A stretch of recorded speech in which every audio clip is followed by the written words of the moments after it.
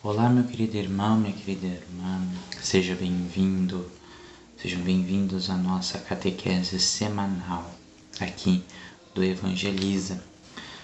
Nosso tema de hoje é uma vida de fé e razão. A luz da fé é a expressão com que a tradição da Igreja designou o grande dom trazido por Jesus. Eis como ele se nos apresenta no Evangelho de João. Eu vim ao mundo como luz, para que tudo o que crê em mim não fique nas trevas. Este trecho foi tirado da carta encíclica Lumen Fidei do Sumo Pontífice, o Papa Francisco. A fé e a razão constituem como que as duas asas pelas quais o espírito humano se eleva para a contemplação da verdade. Foi quem colocou no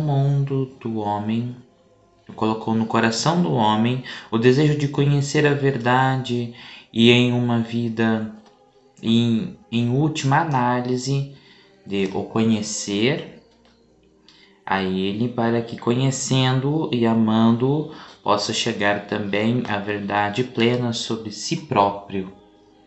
Este trecho foi tirado da carta encíclica Fides et Ratio do Sumo Pontífice São João Paulo II.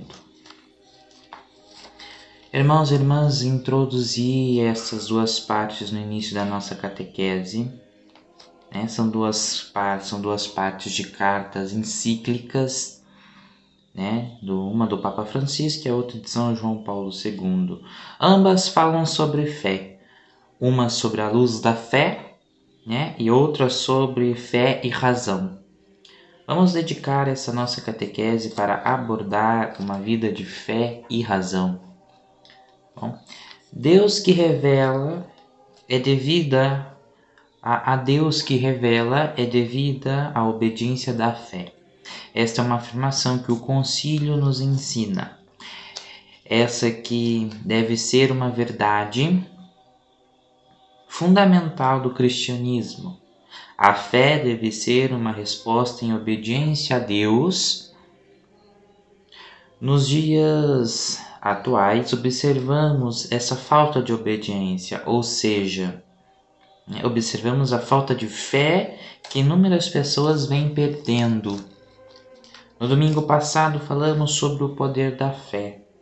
Ela que deve ser a chama viva que aquece nossos corações. Irmãos e irmãs, não podemos deixar a fé desaparecer.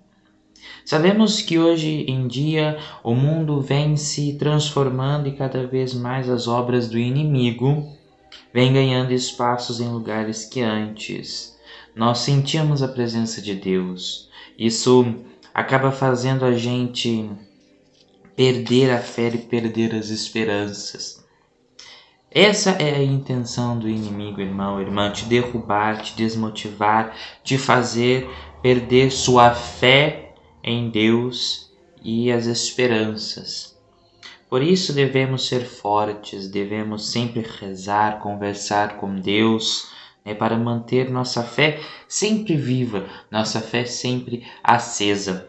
Às vezes nos encontramos perguntando o que é a fé, Para compreender a fé, podemos pegar os testemunhos dos homens, usados por Deus. Lá no Antigo Testamento, encontramos Abraão, nosso pai na fé. Deus se dirige a ele sendo um Deus que fala, e que o chama pelo nome. Isso é a fé. A fé está ligada à nossa escuta, meu irmão e minha irmã. Abraão não vê Deus, mas o escuta. E a mesma coisa tem que acontecer com a gente. Nós não vemos Deus, mas nós temos que escutá-lo, Mas nós escutamos, e é nessa escuta, meu irmão, minha irmã, que está a nossa fé.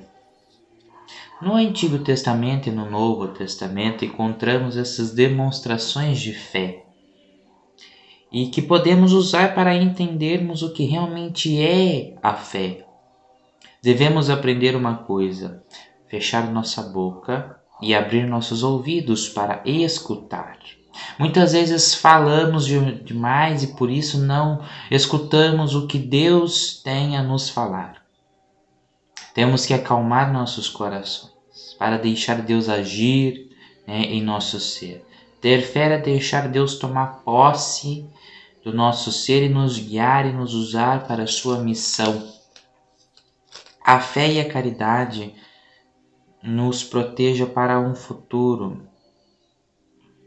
certo, que se coloca numa perspectiva diferente relativamente às propostas ilusórias dos ídolos do mundo, mas que dá um novo impulso e a nova força à vida de todos, a vida de todos os dias.